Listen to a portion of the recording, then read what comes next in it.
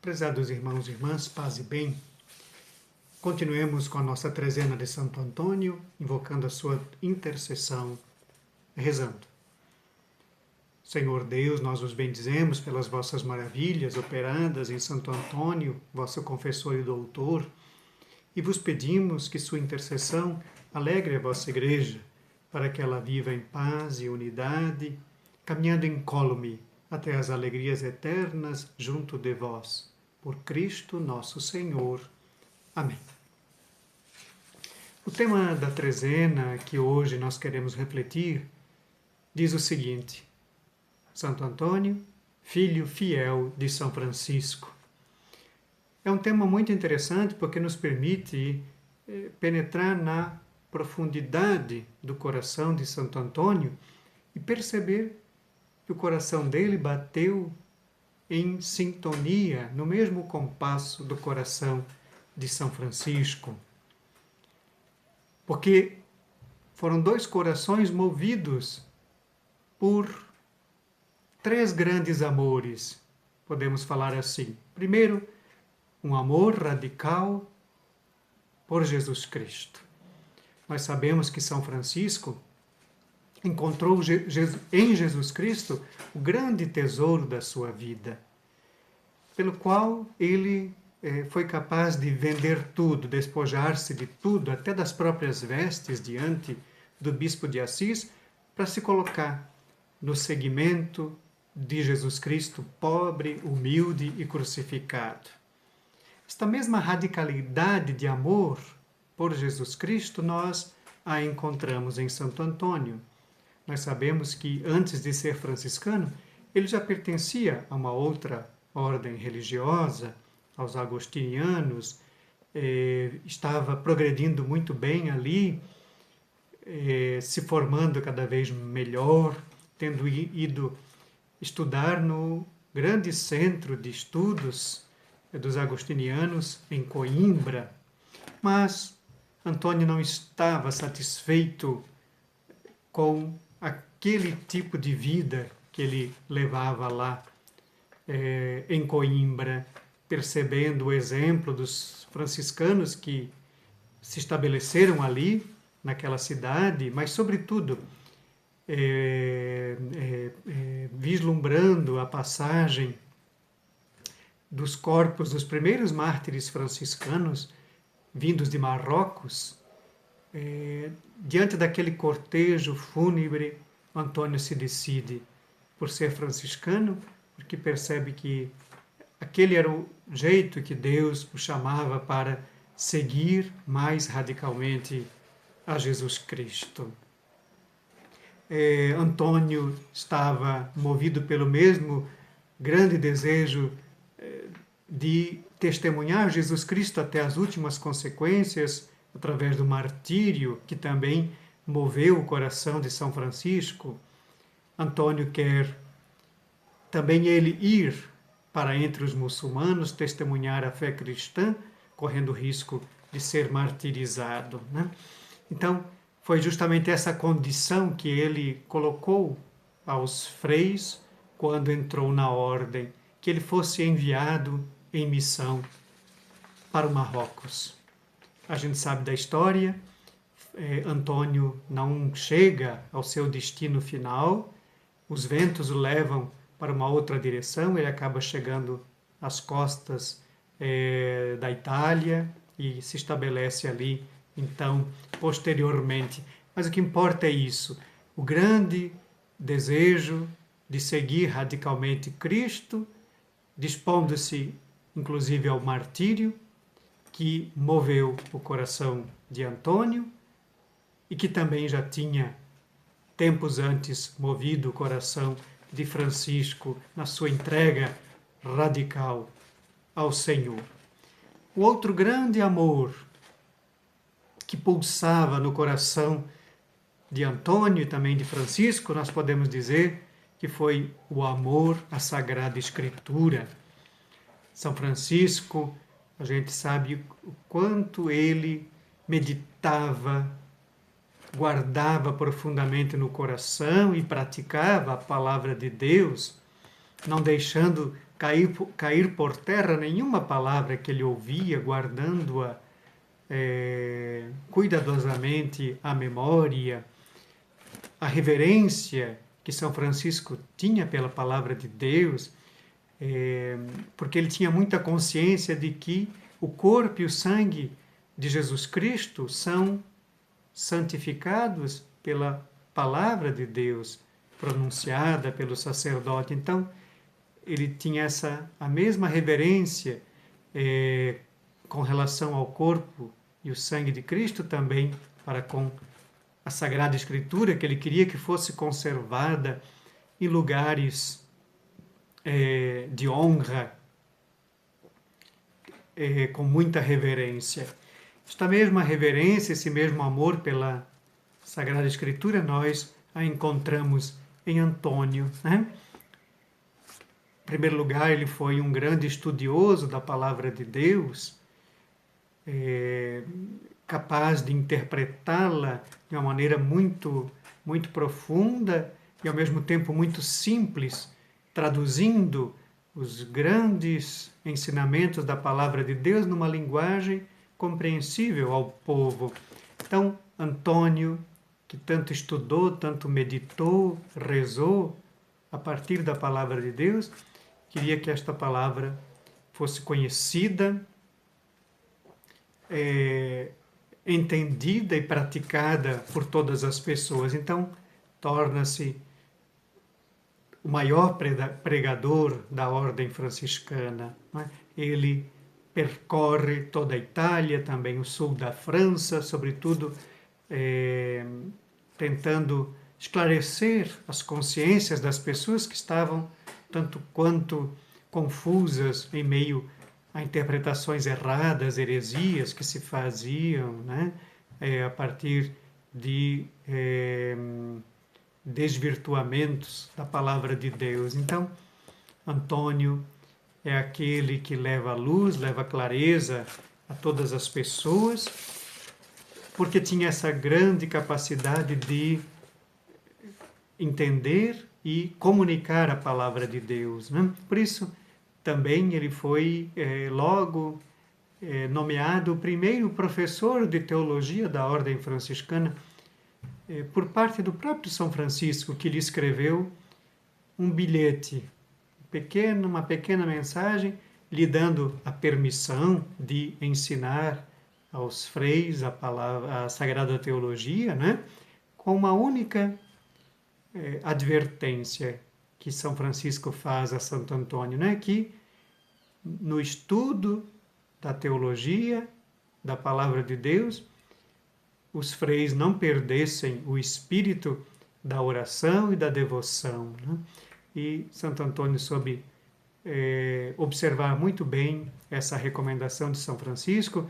Ele foi um homem que rezou sempre a partir da palavra de Deus, uma pessoa que alternava os grandes momentos de pregação que ele realizava em todas as partes, as pregações das quaresmas, para as quais ele era chamado em diversos lugares, né?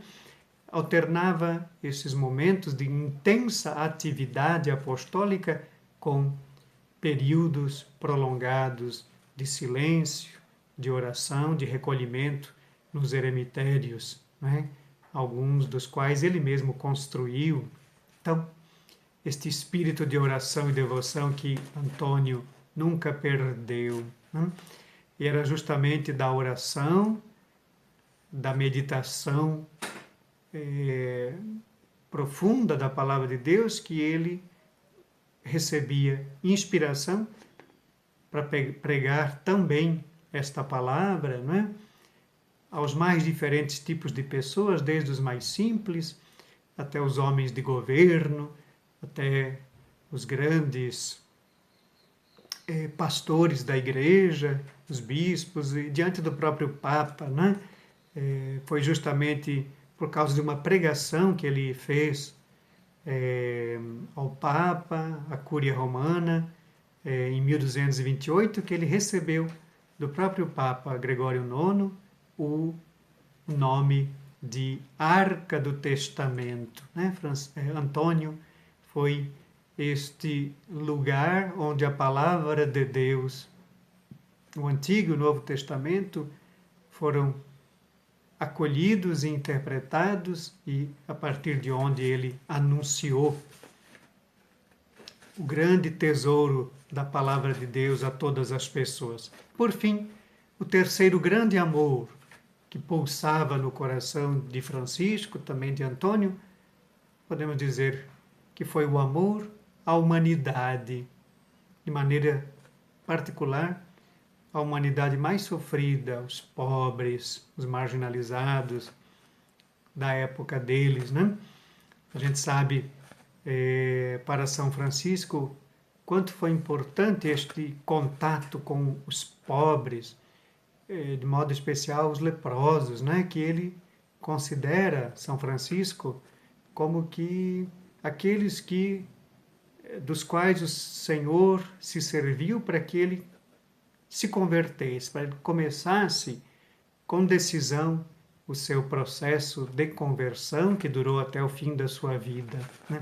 Então, aquele momento decisivo na vida de Francisco, que foi seu encontro com os leprosos, né? Junto aos quais ele fez uma experiência de Deus muito forte, perceber que também ele precisava da misericórdia de Deus. Francisco nunca deixou de ter esse contato com os leprosos, com os pobres, porque neles ele via a presença do Cristo pobre, humilde e crucificado. Mesma coisa podemos dizer aconteceu com Antônio.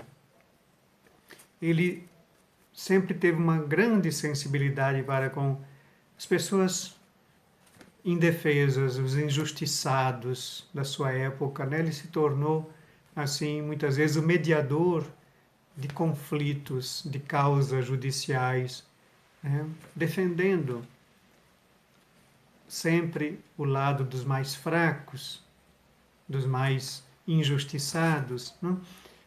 Prova disso, por exemplo, quando ele, depois de pregar uma quaresma inteira em Pádua, né? Por causa dele, da sua pregação, do seu testemunho, foi mudada, inclusive, uma lei da cidade, uma lei que determinava que todos os devedores, as pessoas que deviam dinheiro, né, para outros, para os comerciantes, geralmente, né, que muitas vezes cobravam juros abusivos das pessoas, a lei era que essas pessoas, os devedores, fossem condenados à prisão perpétua, uma pena muito dura, né? Antônio, com a sua pregação, consegue, assim, sensibilizar o coração das autoridades que mudam a lei, né? Tirando essa pena da prisão perpétua, né? Colocando assim que se deveria restituir os bens, a pessoa deveria buscar pagar a sua dívida, mas que não lhe fosse tirada a própria liberdade. Então, tudo isso foi fruto desta sensibilidade, deste amor muito especial de Antônio pelos pobres, pelos mais fracos, né? Também desta sensibilidade que Santo Antônio tinha para com os pobres, surge a bonita devoção, né? A prática do pão de Santo Antônio, esse gesto de partilha do pão, né? Que falta muitas vezes na mesa de tantas pessoas também nos nossos dias, né? Talvez ainda mais neste tempo em que a gente está sentindo assim, né?